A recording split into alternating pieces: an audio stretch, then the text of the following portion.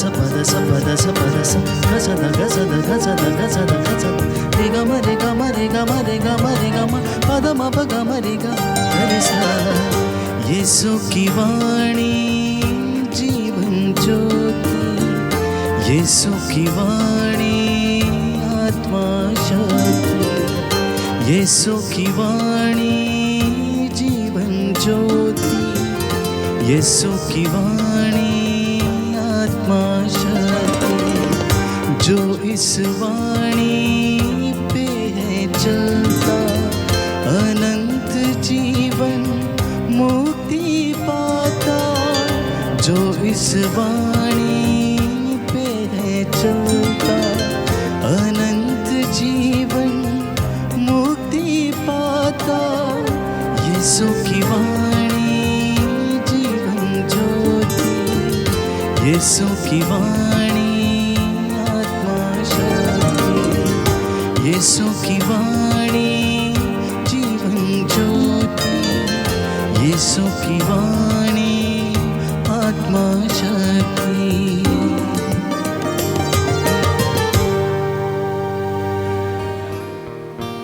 पहला पाठ इब्रानियों के नाम संत पौलुस का पत्र। उन्होंने आज्ञा पालन सीख लिया और वह अनंत मुक्ति का स्रोत बन गए। मसीह ने इस पृथ्वी पर रहते समय पुकार पुकार कर और आंसू बहाकर ईश्वर से, जो उन्हें मृत्यु से बचा सकता था, प्रार्थना और अनुनय विनय की। श्रद्धालुता के कारण उनकी प्रार्थना सुनी गई। ईश्वर का पुत्र होने पर भी उन्होंने दुख सहकर आज्ञा पालन सीख लिया। वह पूर्ण रूप से सिद्ध बनकर उन सबों के लिए अनंत मुक्ति का स्रोत बन गए जो उनकी आज्ञाओं का पालन करते हैं। प्रभु की वाणी। ईश्वर को धन्यवाद। प्रभु आप लोगों के साथ हो और आपकी आत्मा के साथ। संत योहन के अनुसार पवित्र सुसमाचार। हे प्रभु तेरी महिमा हो। वह कोमल हृदय माता अपने पुत्र की यंत्रणा देखकर रोती और विलपती थी। यीशु की माता, उसकी बहन क्लोपस की पत्नी मरियम और मरियम मगदलेना उनके क्रूस के पास खड़ी थीं। यीशु ने अपनी माता को और उनके पास अपने उस शिष्य को जिसे वह प्यार करते थे देखा। उन्होंने अपनी माता से कहा, भद्रे, यह आपका पुत्र है। इसके बाद उन्होंने उस शिष्य से कहा, यह तुम्हारी माता है। उस समय से उस शिष्य ने उसे अपने यहां आश्रय दिया।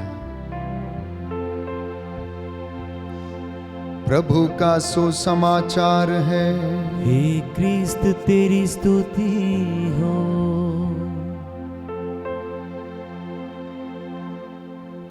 क्रिस्त में प्यारे भाइयों और बहनों, आज हम माता मरियम के दुखों का पर्व मनाते हैं। माता मरियम के जीवन में अनेक दुख थे, लेकिन फिर भी उसने इन दुखों की चर्चा नहीं की। अगर हम उनके दुखों की लिस्ट तैयार करें तो प्रियजनों, वो बहुत लंबी है। उनमें से कुछ हम याद करने की कोशिश करते हैं। जब मंदिर में माता मरियम और यूसुफ यीशु को समर्पित करने के लिए गए तो सिमियोन ने भविष्यवाणी की और बालक के विषय में कहा कि ये एक ऐसा प्रतीक होगा और तेरे हृदय को एक तलवार आर पार भेदेगी। इसके द्वारा बहुतों का उत्थान होगा और बहुतों का पतन होगा। एक मां अपने बेटे को मंदिर में समर्पित करने जाती है और सिमियोन भविष्यवाणी करता है और उसके आने वाले भविष्य के विषय में चर्चा करता है।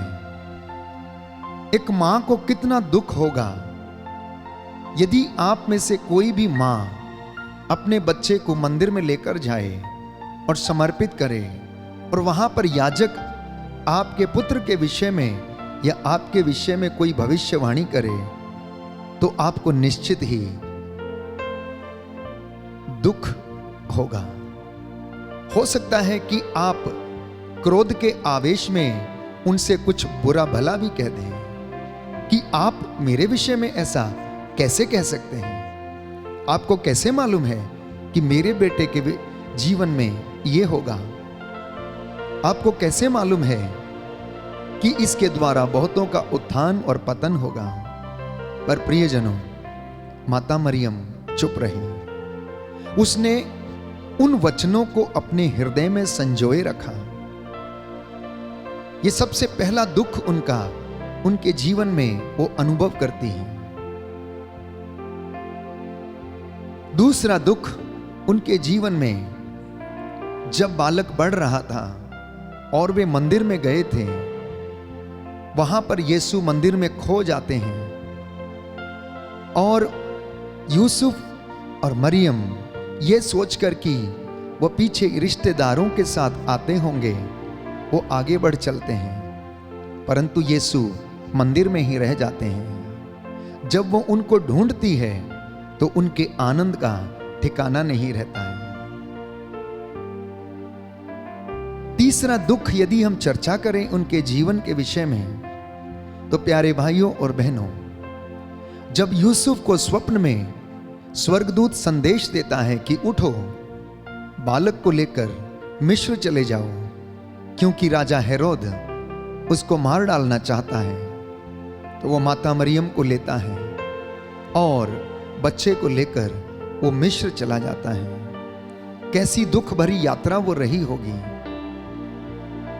मिस्र की दूरी बेतलेहम से लगभग 600 किलोमीटर से ज्यादा है और वे पहाड़ियां पार करते हुए वहां पर गए।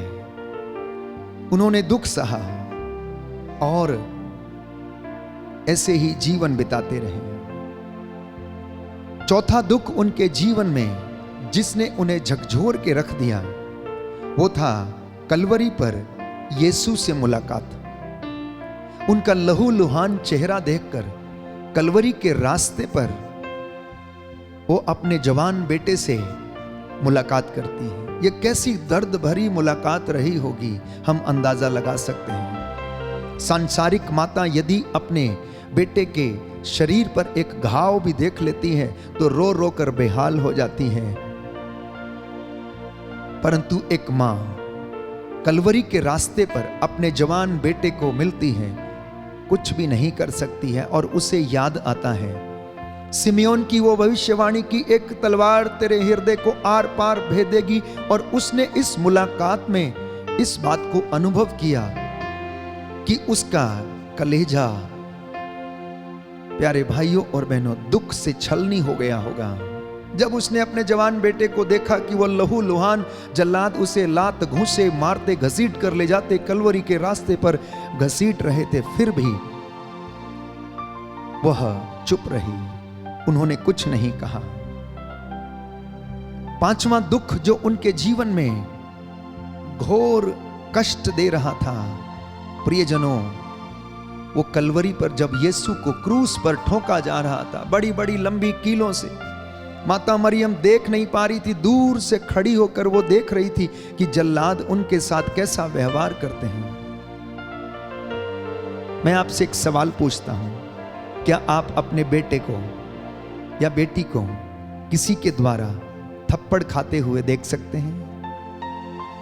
मैं आपको सच कहता हूं, आप डंडा लेंगे और उस व्यक्ति के ऊपर प्रहार करेंगे यदि कोई आपके बेटे को कोई गलत शब्द कह दे या उसे दुख दे, आप उसे क्षमा नहीं कर पाएंगे, आप बदला लेने की कोशिश करेंगे। लेकिन माता मरियम ने ऐसा कुछ नहीं किया। छठवां दुख उनके जीवन में, प्रियजनों, एक जवान पुत्र की जो भरा पूरा था 33 वर्ष का नौजवान, जिसे अपनी जिंदगी में अभी बहुत कुछ करना बाकी था, उसकी लाश मां मरियम की गोद में पड़ी थी। वो कैसे उसको देखकर बेहाल होती थी, ये माताएं अंदाजा लगा सकती हैं। और मां मरियम वो दुख सहन करती रही, सहन करती रही।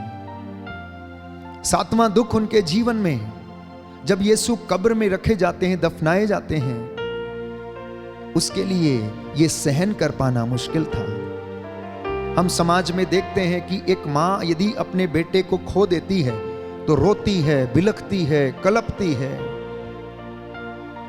और यही कहती, हाय मेरा बेटा लौटा दो, मेरी जिंदगी ले लो पर मेरा बेटा लौटा दो। ये साधारण मां की हकीकत है। तो मां मरियम के जीवन में क्या गुजर रहा होगा, और मां मरियम ने उफ तक नहीं किया। ये महामारी से हम गुजर रहे हैं और ये महामारी अभी समाप्त नहीं हुई है। अनेक प्रकार के कष्ट, अनेक प्रकार के दुख संकट परिवारों में माताओं पर, पिताओं पर गुजरे हैं।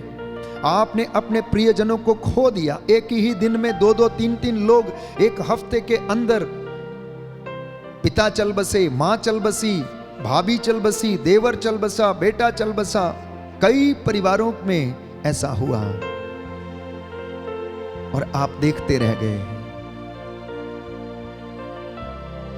प्रियजनों, माता मरियम के जीवन में भी कुछ ऐसा ही हुआ, लेकिन उसने शिकायत नहीं की। उसने शिकायत नहीं की, वो सहन करती रही। जैसा कि वचन में लिखा है, वो अपने हृदय में हर एक बात को संजो के रखती थी। अगर विश्वास के द्वारा दुख स्वीकार नहीं किया जाता तो हम टूट जाते हैं। यह बात माता मरियम सिखाना चाहती है। अगर कोई व्यक्ति विश्वासहीन है, अगर कोई व्यक्ति ईश्वर में विश्वास नहीं करता, उस पर भरोसा करके नहीं जीता, तो वो अवश्य टूट जाएगा। बस एक साधारण मां में और माता मरियम में यही फर्क था। इसलिए वो टूटी नहीं, और साधारण मां टूट जाती है, वो निराश हो जाती है, शिकायतें करने लगती है, लेकिन मां मरियम टूटी नहीं। वो ईश्वर की कृपा को अपने जीवन में अनुभव करती रही। यही उसकी खासियत थी। इसलिए माता मरियम हमारे दुखों में एक आदर्श है। माता मरियम हमारे दुखों में एक आदर्श है। दुख और मृत्यु ये हमारे जीवन की हकीकत है, ये कड़वे सत्य हैं। इन्हें कोई नकार नहीं सकता। सुख और दुख ये सिक्के के दो पहलू हैं। आप जितना मर्जी चाहें, इनसे दूर जाना आप नहीं जा सकते हैं। दुख आना मनुष्य के जीवन में अनिवार्य है, क्योंकि प्रभु हमें विपत्ति और दुख की भट्टी में तपाता है और हमें क्या करता, परिपक्व बनाता है। माता मरियम के विश्वास की परख उनके दुखों में हुई, और माता मरियम विश्वास से भरी हुई थी, इसलिए उसने कोई सवाल नहीं किया। यह हमारे मन में सवाल पैदा करता है कि क्या ईश्वर है या नहीं। अगर ईश्वर है तो हमारे जीवन में दुख क्यों आता है? अगर ईश्वर है तो यीशु मसीह के जीवन में दुख क्यों आया? यह प्रभु का तरीका है हमसे प्यार करने का, हमें कृपा देने का, हमें जीवन देने का, हमें चंगाई देने का। इसके विषय में मैं और आप कोई भी सवाल जवाब नहीं कर सकते, क्योंकि बाइबल हमें बताती है उसकी बातें, उसके रहस्य हमारी सोच के परे हैं। जैसा मैंने कहा कि हम इस महामारी से गुजर रहे हैं, दुखों का सामना हम करके गुजर रहे हैं, तो आज माता मरियम से हम सीखें, शिकायतें करना बंद करें। प्रभु के वचन जो रोज हम सुनते हैं उसको अपने हृदय में संजोए रखें। माता मरियम, प्यारे भाइयों और बहनों, एक ऐसी नारी है जिसने सब बातों में विश्वास किया। स्वर्गदूत की एक एक बात पर उसने विश्वास किया। She had every reason to protest. She had every reason to complain, but she did not do so. हमारे जीवन में भी कई बार हमारे जीवन में मौके आते हैं और हम कंप्लेन करने लगते हैं, शिकायत करने लगते हैं, भाग्य को कोसने लगते हैं, ईश्वर को कोसने लगते हैं। लेकिन माता मरियम ऐसी परिस्थिति में, जबकि हम उसके दुखों का याद करते हैं, दुखों को याद करते हैं, वो हमारे लिए एक आदर्श है। प्यारे भाइयों और बहनों, माता मरियम ने हर बात में प्रभु को हां कहा और उससे कहा कि तेरी मर्जी मेरे जीवन में पूरी हो जाए। इसलिए आज जब हम ये पर्व मनाते हैं तो माता मरियम हमें आमंत्रित करती है कि हम दुखों को याद ना करें, हम आनंद को याद करें, हम अपने जीवन में प्रभु ने जो सुख दिए हैं उनको याद करें। तो इसलिए माता मरियम ने अपने दुखों को ज्यादा महत्व नहीं दिया, वो आनंदित रही। जानते हैं कैसे? स्वर्गदूत का संदेश जब उन्हें मिला तो उस संदेश के कारण वो आनंदित थी कि वो एक पुत्र जनेगी, उसका नाम यीशु रखेगी, जिसका अर्थ है इम्मानुएल, ईश्वर हमारे साथ है। इस विषय से, इस बात से वो आनंदित हुई। प्रभु यीशु का जब जन्म हुआ तो वो आनंदित हुई। मंजूषियों ने आकर जब उन्हें भेंट चढ़ाई तो वो आनंदित हुई।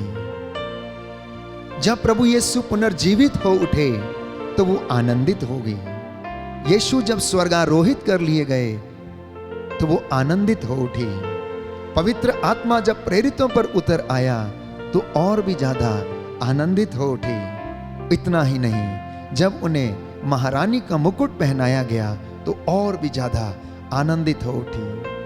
आज वो स्वर्ग की महारानी के रूप में स्वर्ग में उपस्थित होकर हमारे लिए प्रार्थना करती है। इसलिए प्यारे भाइयों और बहनों, दुखों में घबराना नहीं, क्योंकि प्रभु का वचन कहता है, मैंने विपत्ति में तेरा परिष्कार किया। मैंने ऐसे उस तेरा परिष्कार नहीं किया जैसे आग में चांदी गलाई जाती, परंतु मैंने दुख की भट्टी में तुझे परखा। मैंने तुझे दुख की भट्टी में परखा। प्यारे भाइयों और बहनों, जब हम आज माता मरियम की याद करते हैं, अपने दुखों की याद करते हैं, तो इतना अवश्य याद रखिए, हर दुख जो प्रभु के लिए सहन किया गया है वो कभी कृपा से खाली नहीं जाएगा। ईश्वर की कृपा उसके जीवन में अवश्य रहेगी। इसलिए माता मरियम हमारे लिए एक आदर्श है, मसीहों के लिए एक आदर्श है, माताओं के लिए एक आदर्श है। वो आज्ञाकारी रही, वो विश्वास की जननी है। विश्वास उनसे शुरू होता है। वो प्रथम दृष्टया प्रथम शिष्या है प्यारे भाइयों और बहनों। And she is the perfect role model of discipline, obedience, faith and intercession. अर्थात माता मरियम एक विशिष्ट आदर्श है मेरे और आपके लिए, आज्ञाकारिता के विषय में, विश्वास के विषय में, हमारे जीवन में ईश्वर पर निर्भर रहने पर, मध्यस्थता के रूप में। वो एक इतनी बड़ी मध्यस्थ है जो हमारे लिए निरंतर प्रार्थना करती है। हालांकि उसने दुख सहन किए, लेकिन प्रभु ने उसे पुरस्कृत किया। Mary is the apostle par excellence.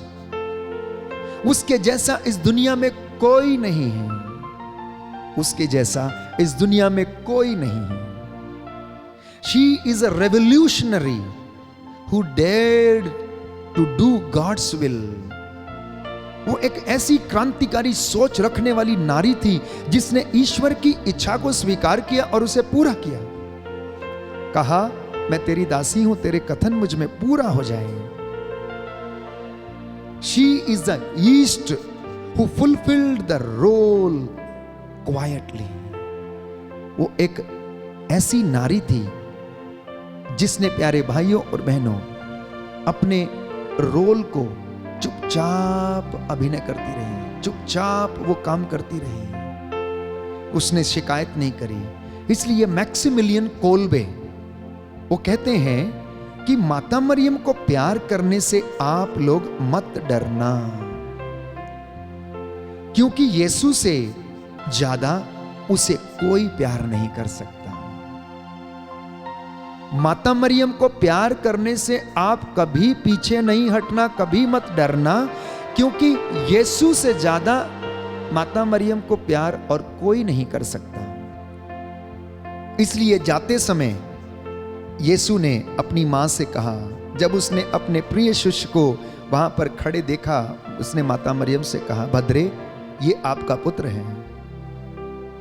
और अपने शिष्य से कहा, आज से ये तेरी माता है। यह कथन इस बात की पुष्टि करता है कि यीशु का और कोई भाई या बहन उसके घर में नहीं था। उसके चचेरे भाई बहन थे, लेकिन यीशु का कोई अपना भाई नहीं था, क्योंकि भाई के चल बसने के बाद उसकी जिम्मेदारियां उसके बड़े भाई पर या छोटे भाई पर उसकी पगड़ी के रूप में, जिम्मेदारियों के रूप में दी जाती हैं। तो यह बात पुष्टि करती है कि यीशु का और कोई भाई या बहन नहीं थी। इसलिए उसने अपने प्रिय शिष्य योहन से कहा कि आज से तू इसकी देखभाल करना, आज से ये तेरी माता है। और अपनी मां से कहा, भद्रे आज से ये तेरा पुत्र है, ये तेरी देखभाल करेगा, मैं तो जा रहा हूं। प्यारे भाइयों और बहनों, माता मरियम, उनके विषय में जितना हम ज्यादा कहें उतना ही कम है। बाइबल की कोई भी किताब ऐसी नहीं है जो अप्रत्यक्ष रूप से उनका जिक्र ना करती हो। हर किताब प्यारे भाइयों और बहनों माता मरियम के विषय में अप्रत्यक्ष रूप से जिक्र करती है। फुल्टन जे शीन कहते हैं, जितना कम हम यीशु के बारे में सोचते हैं उतना ही कम हम माता मरियम के बारे में सोचते हैं। जितना ज्यादा यीशु के बारे में आप बात करेंगे उतनी ज्यादा आप माता मरियम के बारे में बात करेंगे। जितनी हम प्रभु की दिव्यता की प्रशंसा करते हैं, हम उतना ही माता मरियम का आदर करते हैं। इसलिए फुल्टन जे शीन कहते हैं, the more we adore his divinity, the more we venerate her motherhood, the less we acknowledge his divinity, the less we respect her। अर्थात हम प्रभु यीशु की दिव्यता को जितना ज्यादा आदर देते हैं उतनी ही ज्यादा उसकी मां को आदर देते हैं, और जितना ही कम हम यीशु की दिव्यता को आदर देते हैं उतना ही कम उसकी मां मरियम को हम आदर देते हैं। इसलिए आज का ये पर्व मेरे और आपके जीवन में हमें याद दिलाता है कि दुखों के बाद, कष्टों के बाद ईश्वर हमें हर प्रकार की सुखों से नवाजता है, हमें आशीष प्रदान करता है। क्योंकि प्यारे भाइयों और बहनों, रात आती है और बीत जाती है, फिर से उजाला होता है, और ये उजाला हमारे जीवन में सदा बना रहे। माता मरियम हमारे लिए मध्यस्थता करें। आमीन। आइए हम प्रार्थना करें।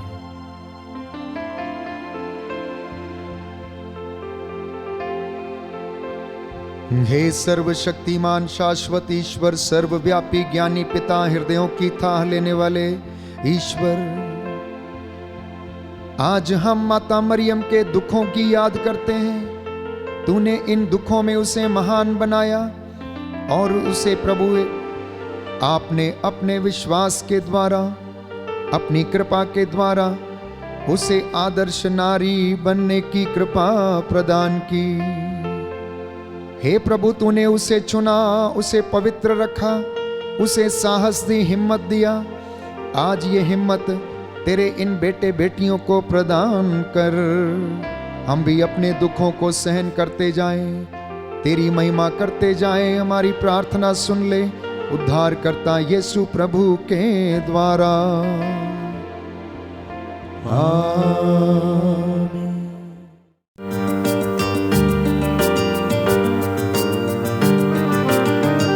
यीशु की वाणी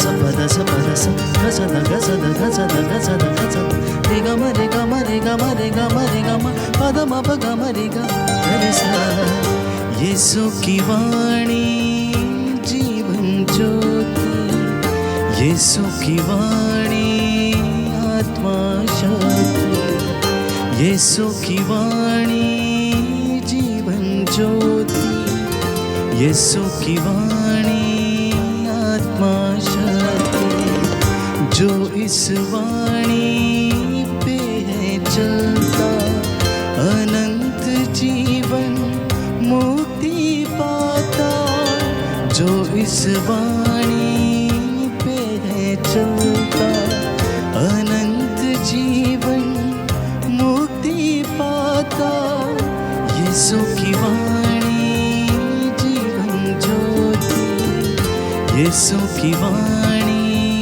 आत्मा शक्ति यीशु की वाणी जीवन ज्योति यीशु की वाणी आत्मा शक्ति